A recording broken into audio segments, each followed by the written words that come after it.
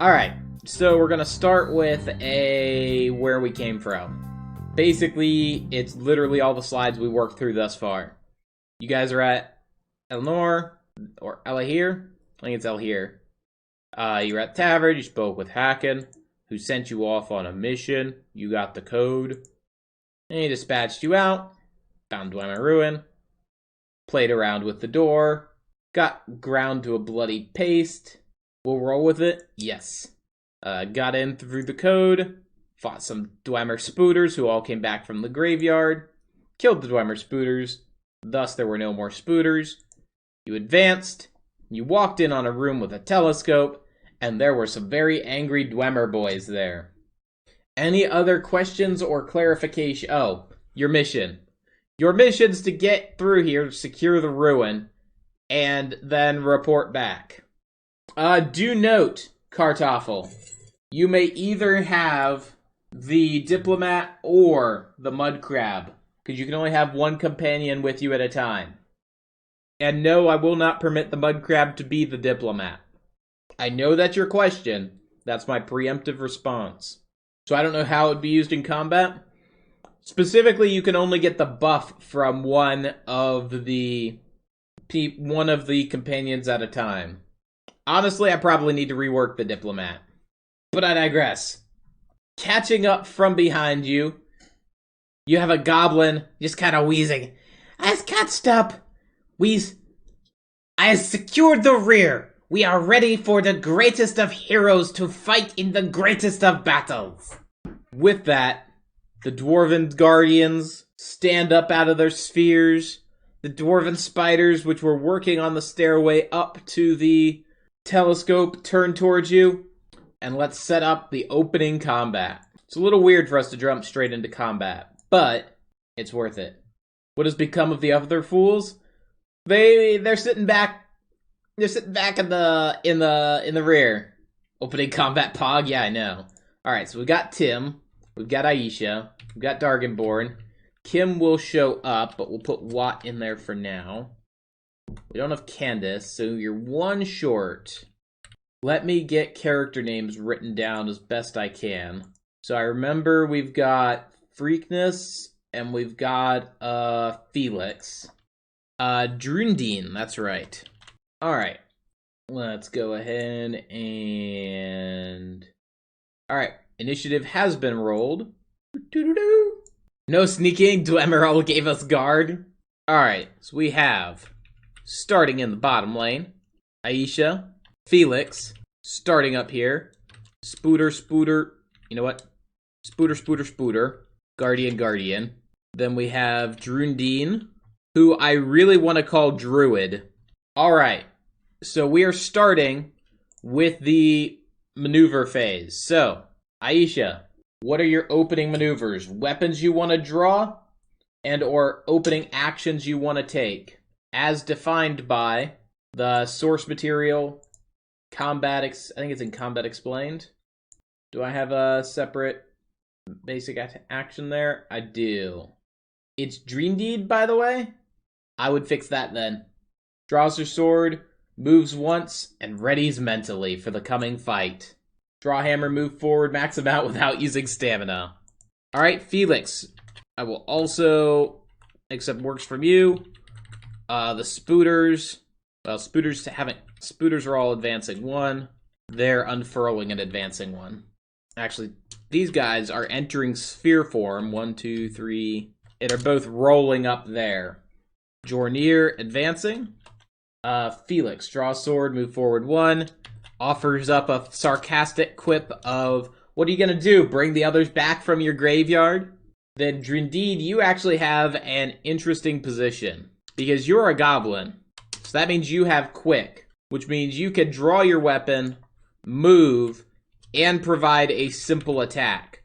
Or just do a simple attack as one of your actions. Simple attack meaning it's a D10 attack. You can't apply power attack or any other modifiers to it. So I will take actions from you while I get out my dice. A lot of D10s. Do I think I'm going to need D6s? I might. We'll get 2 of them out. Draw weapon and move just behind the first guy. Alright, so you've got 2 of the Guardians. The picture of these guys right here. I swear if there's a Colossus. Shh. No spoilers. Let me double check any, Oh, that's right. Guardians are fun. I forgot about Guardians. If you wish to perform a basic attack, you are welcome to. That'd be rolling a d10. Otherwise, we are back at the start.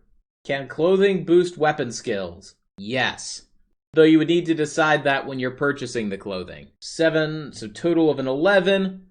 So I believe you're using a spear if I remember correctly. The spear glances off the sphere form of the Dwemer, not causing any reasonable damage. I will take actions from Aisha and Felix. You are both engaged with the 2 rolled up guardians. What if I have clothing 6? Then you have +6 to one thing. Or I guess we'd allow it to be divvied up. So you could go +3 for one, +3 for another, etc. But you'd still have to have decided when you bought it. Waiting for the guardians to unroll before attacking? Sounds good. Felix, I'll take an action from you before the spooters at all go. Setting up a parry. Alright. With that said, it's spooter time. Spooter, spooter, spooter. Enter. Delete. Spooter 1 goes for... This is why I need a d6. Can't hit a 6, so... Spooter 1 goes for Drundeed. You're today's winner. Spooter and his little vicious poke claws is attacking. Time for a fireball. Fireball, really effective versus spooters. Also, I have a Farkas down here, so I'm pestering him to get on camera. 11 successfully defends versus a 5. Second one, with no duplicates, goes to Jornir. Jornir, spooter attacking. D10 plus 1. I'll verify the plus 1. So 6 plus X. It's fine, their attack is only 4. You have successfully defended. And final spooter, spooter 3, goes for Freakness. I'm using dice to decide randomly because they're Dwemer. They do things randomly. They have the perfect random number generators in their head. Freakness, 10 to hit, 8 defense. Take 2 points of damage as one of them, you kind of move and block one of the pinchers, but then the other one catches you on the underside of your arm and just latches on and becomes like a little vice, pinching your skin as hard as it can as it kind of dangles for a second before releasing and stepping back with its little clankers. As someone who has almost lost a finger in a factory to a machine like this that's intentionally trying to kill you, it can do a lot of damage. The 2 guardians unfurl. Aisha, I will take your action.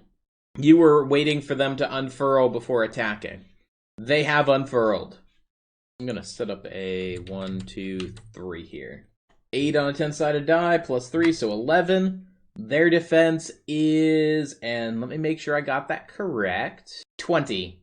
Your weapon does not even do anything. It just puts up its shield and just a slight gong of the metal on the Dwemer, and your weapon appears to have the slightest of scratches on it. Doesn't affect anything, that's just fluff text. I will take actions from... Did I get an action from Felix?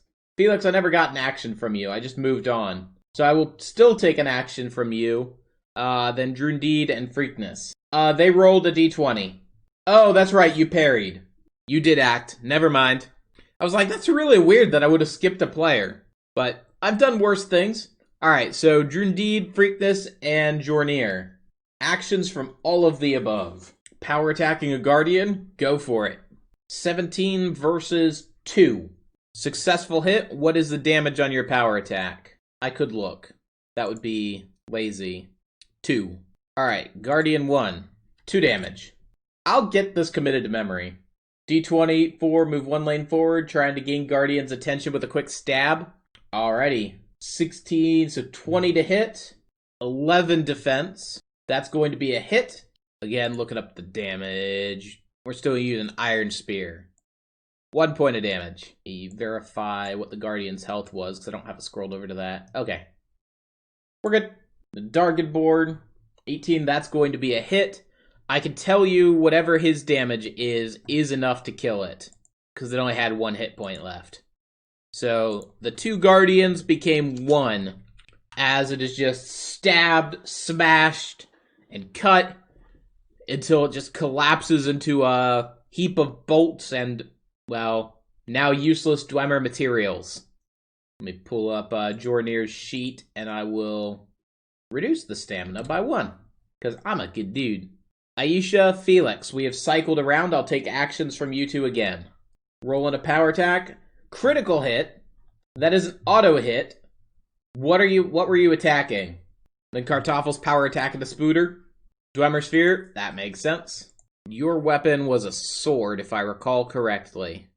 Yes, Iron Sword. So, critical effect. And I see that, roll d20 for Lucky Spider Leg. Oh. Dwemer Spider. What's your plus to that, Kartoffel? Because they have an 11 defense. Swords are ×2, so did 2 damage to the sphere. From Aisha. Plus 0. So you swing at the spider and it just kind of... It doesn't like you. It's ready to do a pinch. Alright, so first Spooter is attacking Felix. Wrong dice. Alright, Felix, I need a defense roll from you. Your guys' dice are actually not being terrible today. The +6 is still enough to get you out of that. It only had a 5 to hit. And that's a 7 defense, even on a 1. So you're still good. Second one is going to go for... Jornir. So I need a defense from you. Useless junk leg. That's an 11 to hit. And then I need a defense from... Freakness. With a 6 to hit. So Jornir, 11 to hit. Freakness, 6 to hit. As the pinchies are getting all pinchy. Using a stamina defense. I think the command gets upset whenever you use words before a roll. Jornir, that's going to be a hit. D20 plus 6. That is still a successful defense, even on a critical miss. Because it only needed a 6 to hit you, or it had a 6 to hit.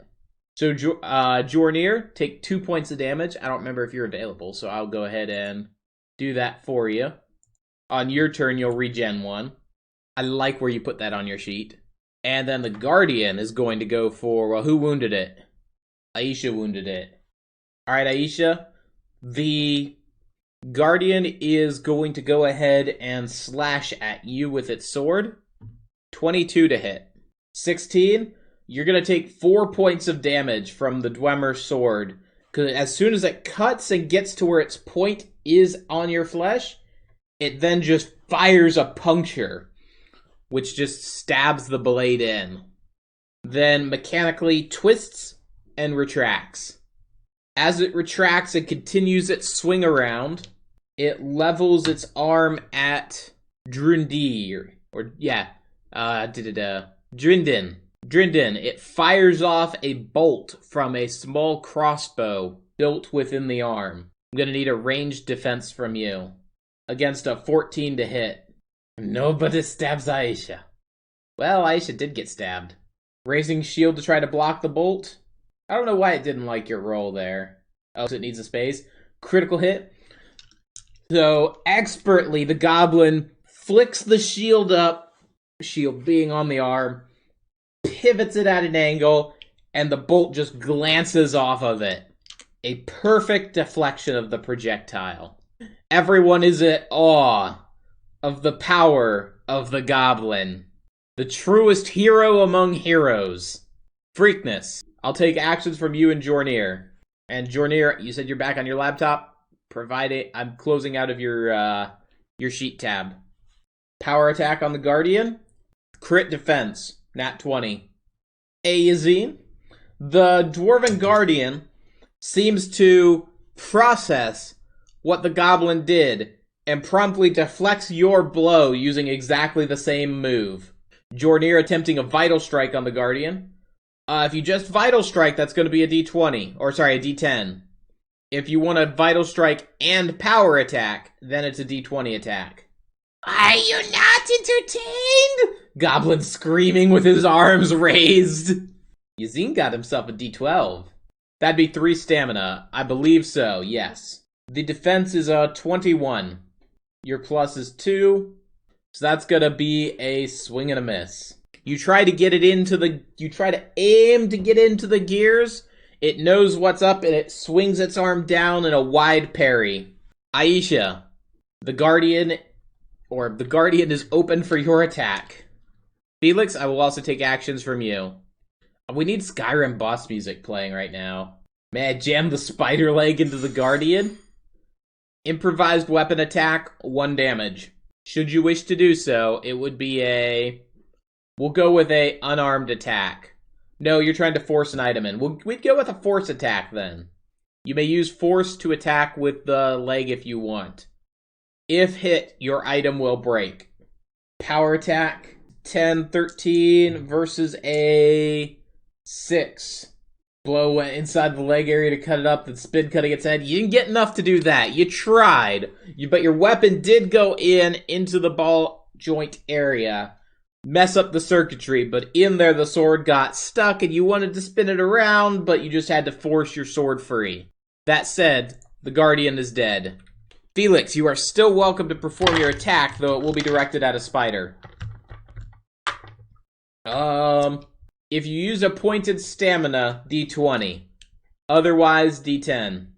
So you take your spider leg, which failed you before, you jam it down, and it just kind of punctures into the dwarven spider's side. The spider is still alive, though it's taken 1 point of damage. As the leg goes in, you're not able to wrest it back out, and the spider, with a very quick leg, just goes up and just snaps it in half. Forgot your mouse? Oof. Spooter has 9 legs now. That's what radiation will do to you, kids. And bards. That's why you avoid radiation bards. What is that? That's the Church of the Atom? Take your leg back. Church of the Atom from Fallout? They just need a bard component. Alright. Random dice. Spooter number 1. Aisha. Spooter is going to leap up into the air and begin a pounce attack versus you. I'll take a defense roll. Second one is going to go after Freakness. Using a shielded defense, go for it. Pounce at Freakness. These are their power attacks, to be fair. So Freakness, you are going to get hit for 2 points of damage. It had a 19 on your attack. Or sorry, 18 on your attack. Aisha with a 9, it had a 7. So Aisha, successful defense. Freakness, 2 damage. And third one going for Felix, Drundeed, is going for Jornir. Pouncing as well. Freakness is staggered. The Spooter comes up and then just catches the side of his armored helmet and drags it down, that it puts the neck into such an awkward position that through the damage done, Freakness is just down on the ground, stabilizing. Jornir attempts to make a valiant defense. However, the Spooter, kind of landing on his shoulder, just takes his pincers and does a couple stabs right at the shoulder area before jumping back down to the ground. 2 points of damage. I will take actions from Drundeed, Freakness, and Jornir. Going ahead and rolling up their defenses, because I'm assuming people are going to be attempting to stab a Spooter. My flesh is just slowly healing as I regen a point of health. Yeah, Dwemer would have to work a little bit to disassemble you, but you're really just a machine like them. There's no life in you. Rolling a basic attack, 6 to hit, has a 10 defense. So a swing and a miss. Don't know who's more dead inside, the machine or the Nord. Quips from the Bard. Never ends. Drundeed, Freakness, and Aisha. I will take actions from the 3 of you. Freakness, you're staggered, so you'll need to decide if it's fight or flight. He sets up a guard action. Alright, Drundeed, Aisha, and Felix. Aisha, power attack. 18 to hit versus 5 defense. That is going to be a hit with 1 point of damage. How much damage do you do? With 1 point of damage, iron is 1. That will finish off the wounded spider. Power attack on my nine-legged friend just died. A 5 to hit, 6 defense. Attempting to stabby the Spooter is a fail. With the 9-legged Spooter dead in front of him, Kartoffel looks over at Aisha.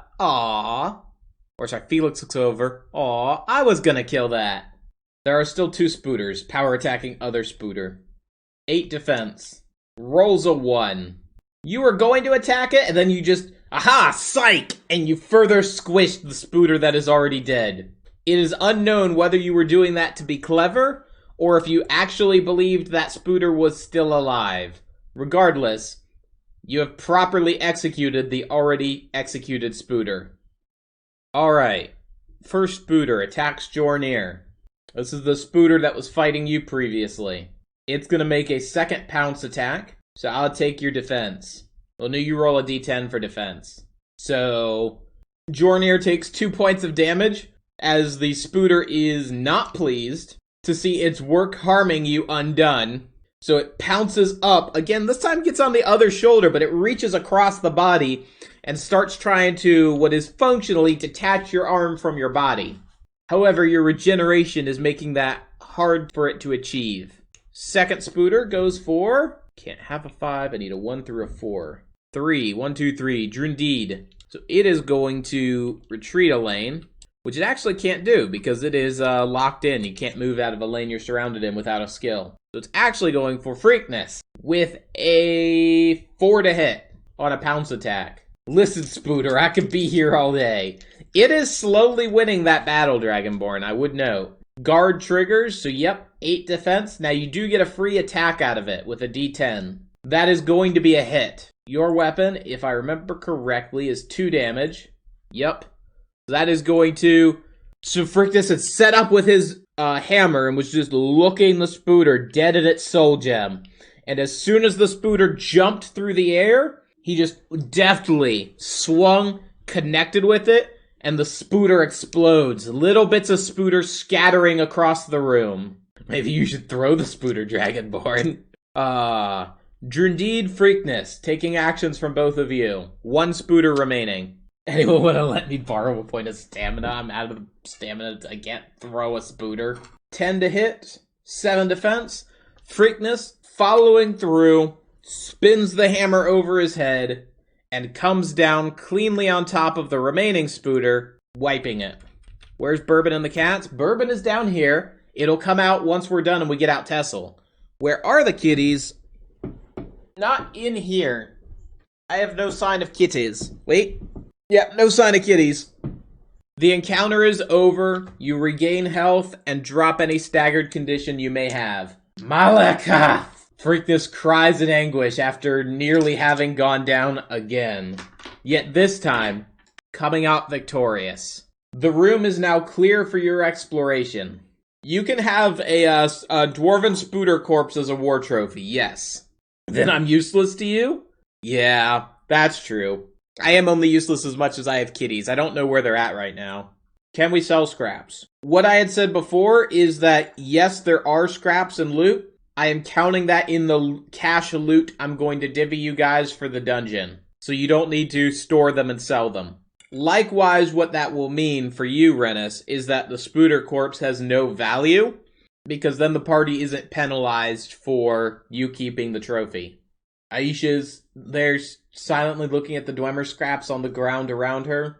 At the end of her sword is the struck down automaton. Ever since the accident with the nomads, where she inadvertently goaded them into attacking, she has not spoken a single word. Freakness goes over to take a look at the mural on the wall. So the mural on the wall is not the one you see before you, but it appears to be a combination of celestial bodies and the surroundings around the area. It has various pieces of terrain noted, and there's various inscriptions that appear to be symbolic yet have no meaning.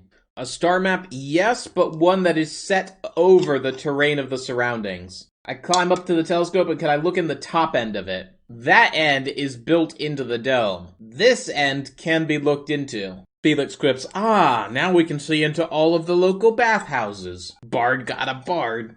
Yes, we are. Yes, we are having fun. Prook is cheating. Prook always cheats. And Prook never cheats. Prook's dice just like him. Because he treats them well. Oh, come on. There's a little bit of cheese here that's decided to harden. I'm just prying it apart real quick. Salty butter cheese. So he thinks bigger and Steve Fire. So Redis finds a sealed hatch that would be concealed from the outside on top of the dome. And upon unsealing it and poking his head out, he's unable to really see where on the outside the telescope is, as it's covered in various reflective lenses, and if he tries looking into them, he doesn't really see anything. Anything valuable? As you look around, it appears that the Dwemer never fully occupied this place. All that is set up present is that which the automatons built. as if it were created to be used, yet was never used due to the disappearance of the Dwemer. As such, there are no personal artifacts, weapons, or anything else stored within. Yet, it is a pristine ruin. Salvaged scraps from the Guardian are included in the money that you guys will be paid out once the dungeon is over. So, we're not gonna focus on salvaging those. Functionally, what you could flesh it as is if you wanted a Dwarven dagger, you could put your money toward a Dwarven dagger, and that would be restoring it as a usable weapon. Because even if you pulled it out, it still wouldn't be usable. It would just be a blade. For people who were searching, the highest perception I currently have on record is a 4. Highest I still have is a 4. D20? Yes, it should be. I hadn't caught that. It is the D20 for perception. Hey, thank you. Use persuasion to look around. That's not how persuasion works. Hey, Michael, Alberto, Yazine, thank you kindly. Alright, so we're now up to a highest is a 6. Freakness is like, come on, we've got to hurry and get out of here. Freakness, as he is looking around, all of a sudden spies perform to play a song about the fallen 9-legged spooter. You have the newest hit on your hands. You notice that the telescope itself appears to have the mechanism down here at the... Oh, we can get laser pointer on. The mechanism down here at the bottom as detachable. That is the only thing that would appear to be of note. Force detachable? Well, as soon as you go up there, it doesn't need to be forced. There's just some levers that can be flipped, and then you have the lower optics of the telescope. There's no force required. These are Dwemer machines. They all function exactly as designed, without rust or decay. Well, we've done our jobs. We should return to Hacken to get our payment. Thank you. Alright, are you guys headed off to return from whence you came? Freakness concurs with the go back? Alright, so without having heard anything else, you guys are here and beginning to head out. You head out into the main hall from whence you came, at which point you get to the door. There they is, Chief. I told you they was inside. The Chief looks you all over as the goblins all have spears pointed in your general direction. You's there. The Chief points at Drindine. What's your name? Why your tribe here? Why your tribe big? The party ponders the goblins that are in front of them. It appears there are 3 warriors, a shaman, and the chieftain. My name, comes the response, is King Drindid, or Drindid. My tribe is the biggest and the strongest. I'm pulling up the name of the guy you're meeting. The chieftain steps forward. My name is Shamuk, most intelligent of goblin chiefs. I am on a mission of deniability. They point to the mechanism you recovered from the telescope. Deniability demands we have that. Aisha, rolling intimidation, walks in front of the group. The goblins see you and their spears get leveled. Freakness, this is our piece of junk. Deniability demands we have it. We're on a quest. How about you leave now instead and we forgive you? The chief gets shaken, but you can see the shaman cast a spell, which soothes the chieftain. Deniability demands. They turn back to Drindid. Drindid, you understand. You king. Deniability rebuild goblins. We rebuild tribes. Surely king is wiser than blustering stupids you keep with you. Brothers, Drindid replies, we find it first, we keeping it. But, king, we could have tribes. He looks confused at the fact that a goblin wouldn't understand and side with him.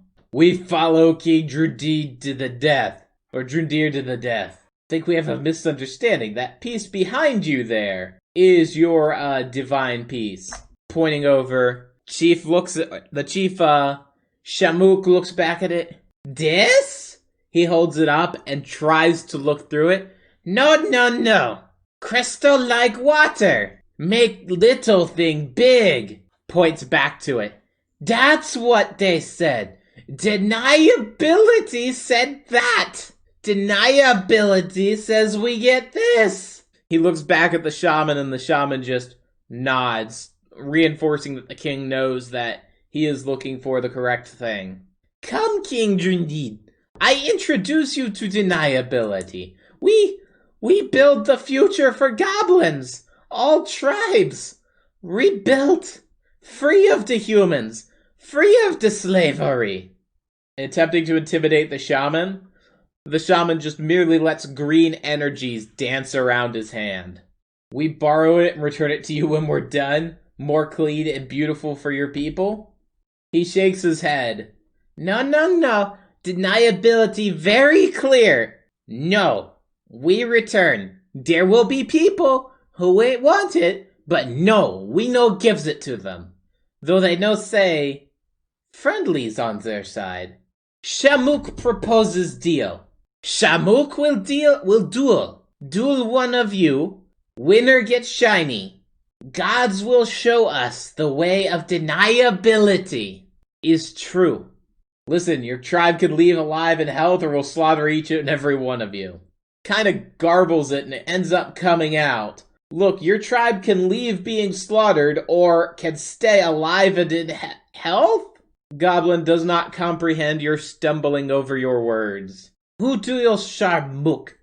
Greatest goblin duel.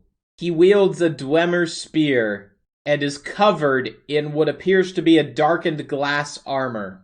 Duel without weapons or armor, Freakness says? Shamuk shrugs. Can do either. Shamuk issues challenge. King issue method. Felix votes for the orc and the goblin in a fist fight. The king, Drindir?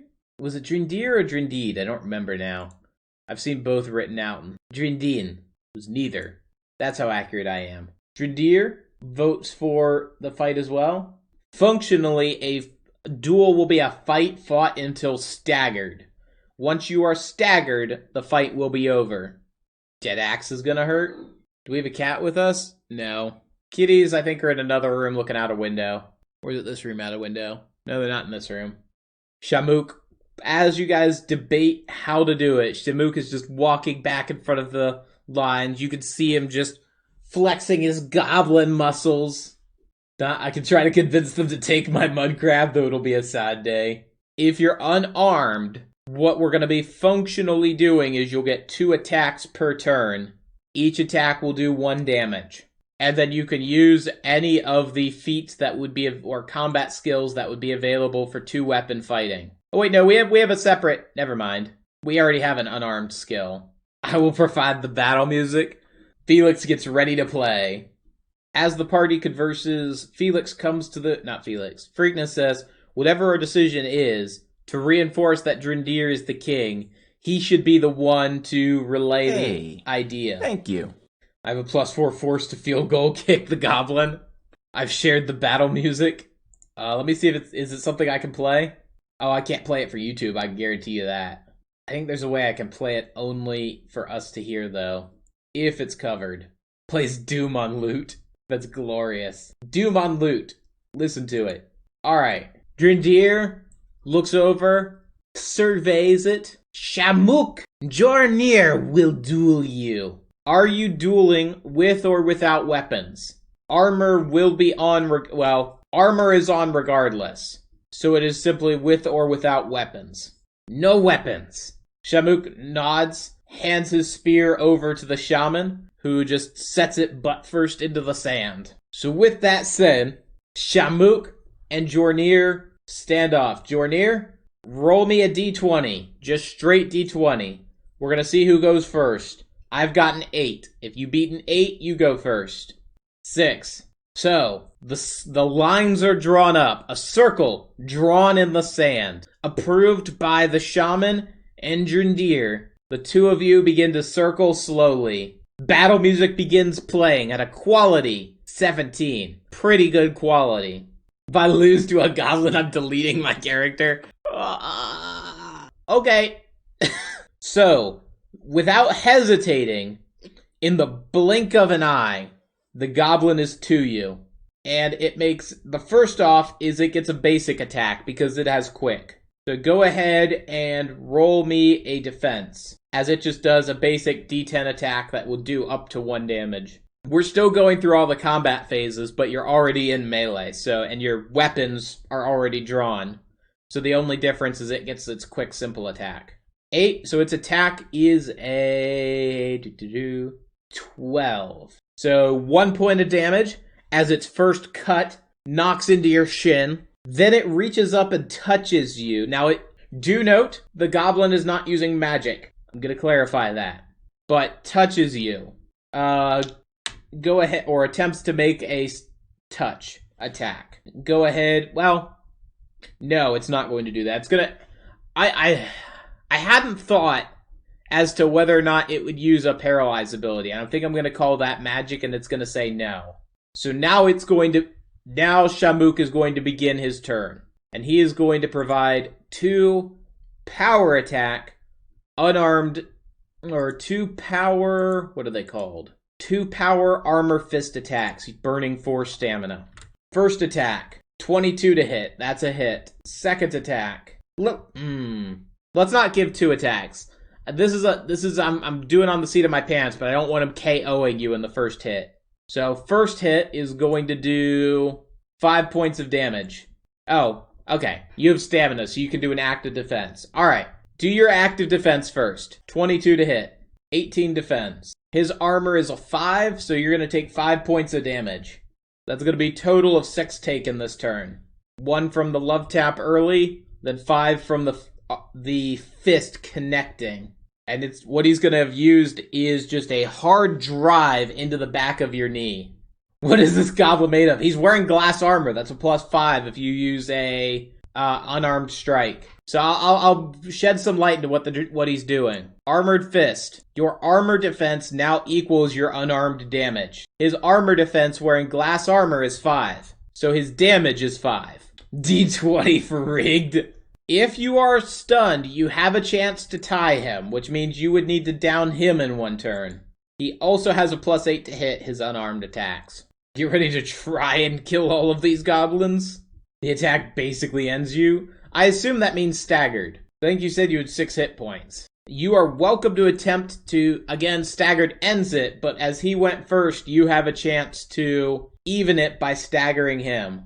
There's a spirited discussion going back and forth about whether or not fighting this.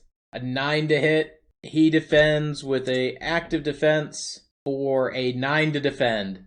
So, as that strike, Jornir wildly swings to try to hit, but he just calmly uses his little goblin hand to bat the attack up higher than him.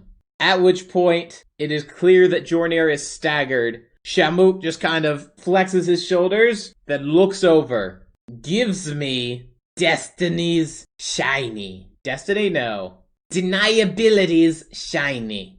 The orc is not wounded. I'm not sure why you would sneakily be trying to heal the orc. Reminder, your previous encounter was over, so you were going in at full health. And you are at full health. Oh, Nord. Roll d20 for deception. The shaman sees you and recognizes what is going on. However, well, the shaman and the chief, and Goblin 1, and Goblin 2, and Goblin 3, they all know what you're doing. You're just like, maybe they won't know. Hand glows with healing magic, and he heals him. They all just look and they're like, we know.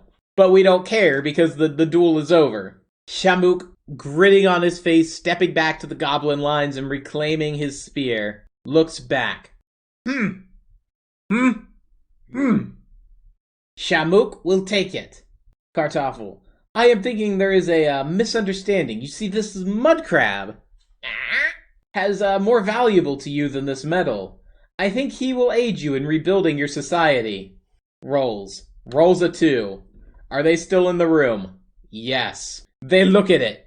Shamuk now seems to drop his air of agreeance. What? You think 'cause we goblin we dumb? You stupid. You the stupid. Why you be the stupid? We just need the shiny. We did fair, we did square. Deniability demands shiny. Give us the shiny. You guys are all in that room. At this point, the goblin shaman has the green energies surrounding him, as if he is prepped for casting. The other 3 goblins have arrayed themselves in front, spears lowered.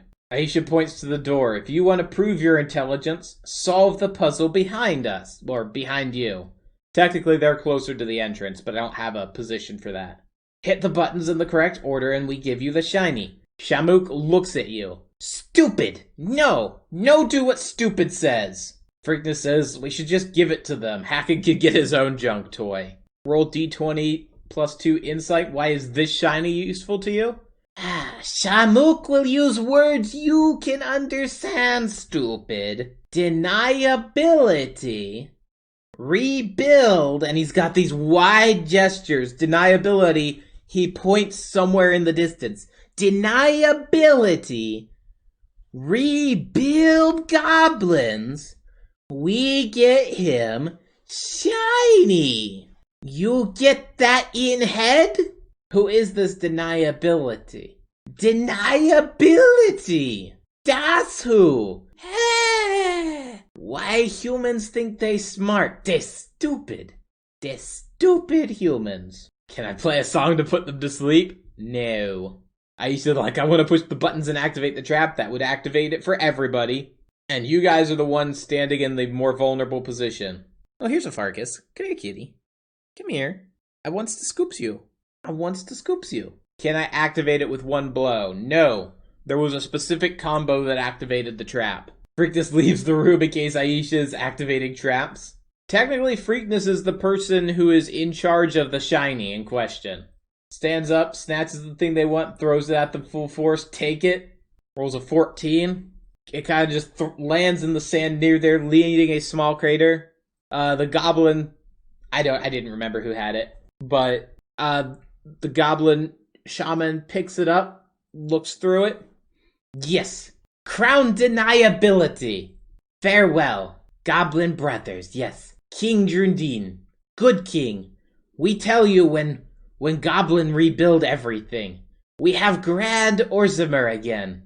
And the goblins with that disappear into the countryside, carrying their shiny with them. So with that, you guys head back to El here, at which point you guys are able to, with talking with Hacken, trade off your scrap. Everyone who is here right now, or was here during the last session, will get Farkas's weight in septums. He's looking at me, so I had to say it.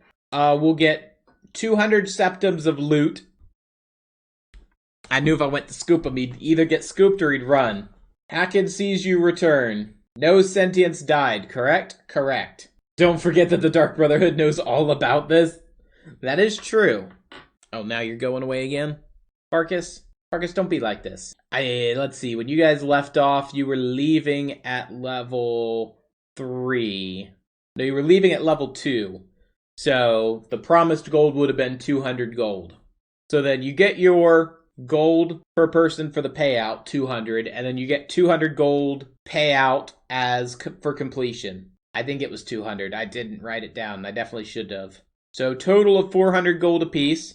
It was 300? Okay. I can believe that, because I anticipated it to be 2 encounters. So 500 gold apiece. We rich. Then somebody mentioned they wanted Felix. Felix goes up. Hacken a word. Hacken. Yes, Felix. What can I do for you? What did you find out in the ruin? Aside from he notes through the scrap, this just Dwemer metal. Anything Dwemer that was discovered there? Why didn't you mention stubborn goblins? He looks at you. Because goblins don't live in Dwemer ruins. They have no fascination with Dwemer ruins. Why? Are there goblins in these parts? Also, yes, a telescope. Oh, fascinating. Does it work? Clearly they did live in ruins. He looks to you again. I most assuredly assure you, there are no goblins in these parts, save for... He looks down at Drindir. That goblin. There were goblins wanting something with a telescope, so we couldn't say. So they had an interest with Dwemer, Jornir clears up. Huh. He ponders his question for a moment. Do you know why? Did they tell you why they were interested? Goblins have, well, to put it diplomatically, they've never been the most diplomatic of sorts. Drindir speaking up, They just wanted the shiny glass from the telescope. Jornir, they wanted something about some damnable deniability. Deniability demands it so they can rebuild and have a better life for goblins mumbo jumbo. I'm gonna do the party a favor here as the DM. The goblins also mentioned the crown's deniability. So when reciting what the goblin told you, you mention that, and Haken's eyes light up. They were chanting about a deniability in the crowns. Tell me, did the goblins leave with that piece? You guys respond, yes. Given that observatory likely surveyed the surrounding countryside, it would not surprise me if they were...